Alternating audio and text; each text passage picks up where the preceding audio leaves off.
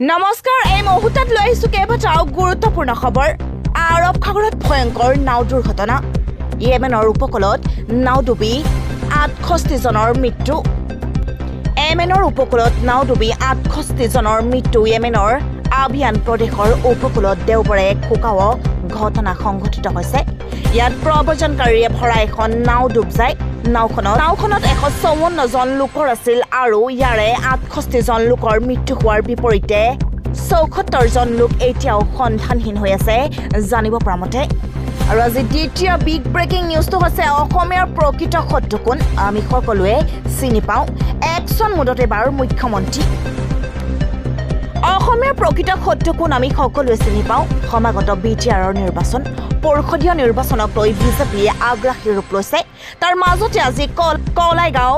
মুদৈবৰীত mission বিটিআৰৰ প্ৰথমখন বিজয় সংকল্প সভা অনুষ্ঠিত কৰা হয় এই বিজয় সংকল্প সভাত উপস্থিত থাকে মুখ্যমন্ত্ৰী ডক্টৰ হিমন্ত বিশ্ব শৰ্মা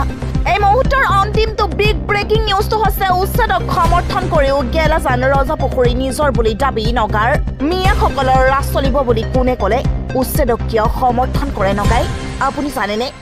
গোলাঘাট জিলাৰ অসম নাগালেণ্ড সীমান্তত উচ্ছেদ অভিযানৰ অন্ত নহওঁতেই আৰম্ভ হ'ল নগাৰ দাবী সীমান্তত উচ্ছেদ অভিযানৰ পূৰ্বে হাতে হাতে মাৰানস্তলৈ বনাঞ্চলখনত অবাধ বিচৰণ বিচাৰিছিল NSCNK বুলি দাবী কৰা সশস্ত্ৰ সংগঠনটোৰ সদস্যই এই সংগঠনটোৰ সদস্যৰ ভিডিঅ' সামাজিক মাধ্যমত এতিয়া ভাইৰেল হোৱাৰ পিছতে সকলোৱে আশংকা কৰিছিল উচ্ছেদিত স্থান দখল কৰিব নগাই আৰু এনে আশংকাৰ মাজতে উচ্ছেদিত স্থানত পিটপিটাই ফুৰিছে নগালোকে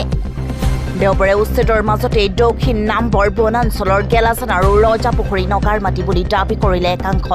নগালোকে উৰিয়ান ঘাটত উচ্ছেদৰ সময়তে স্থানীয় দল সংগঠনে সন্দেহ প্ৰকাশ কৰিছিল যে উচ্ছেদৰ পিছতেই নগাই দখল কৰিব নেকি ৰেংমা আৰু দক্ষিণ নাম্বৰ বনাঞ্চলৰ ভূমি কিন্তু এতিয়া দেখা গৈছে যে অসম চৰকাৰৰ উচ্ছেদ কাৰ্যক সমৰ্থন জনোৱা নগা লোকসকলে উচ্ছেদস্থলীতেই ঘিলঘিলাই ফুৰিছে তেওঁলোকে যে প্ৰকৃততে উচ্ছেদৰ পিছত এই ভূমি দখল কৰিব তাৰ যেন পূৰ্ণ সম্ভাৱনাও প্ৰকট হৈছে কিয়নো তেওঁলোকে সংবাদ মাধ্যমৰ সন্মুখত মন্তব্য কৰিছে এই কথা গেলাজান ৰজাপুখুৰী হেনো নগাৰ দক্ষিণ নম্বৰ সংৰক্ষিত বনাঞ্চলত গেলাজান ৰজাপুখুৰী তেওঁলোকৰ ভূমি বুলি মন্তব্য কৰিছে নগালোকে আৰু যোৱাকালি দেওবাৰ ষষ্ঠ দিনটোত গেলাজান ৰজাপুখুৰী গাঁৱত চলিল প্ৰশাসনৰ বুলডজাৰ উচ্ছেদ কৰাৰ সময়লৈকে বহু লোক ঘৰতেই আছিল গেলাজানত 140টা পৰিয়ালৰ বাসগৃহ উচ্ছেদৰ বাবে চলিল অভিযান আনহাতে ৰজাপুখুৰীত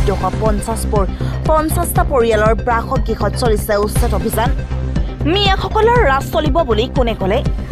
নগালোকে গেলাজানত উপস্থিত হৈ কয় অসমতেই হওক বা নাগালেণ্ডতেই হওক সীমান্তৰ ভূমিত মিয়াসকলে দখল কৰি আমাক বহুত অসুবিধা কৰি থাকে অসম চৰকাৰে এই যি উচ্ছেদ অভিযান চলাইছে বহু সময় উপযোগী সিদ্ধান্ত অন্যথা 10-20 বছৰৰ পিছত অসমতেই হওক নাগালেণ্ডতেই হওক মিয়াসকলৰ ৰাজ চলিব আপুনি জানেনে উচ্ছেদক কিয় সমৰ্থন কৰে নগাই আন এজন নগালোকে এইবাৰ সীমান্তৰ ভূমি নিজৰ বুলি দাবী কৰি কয় আমি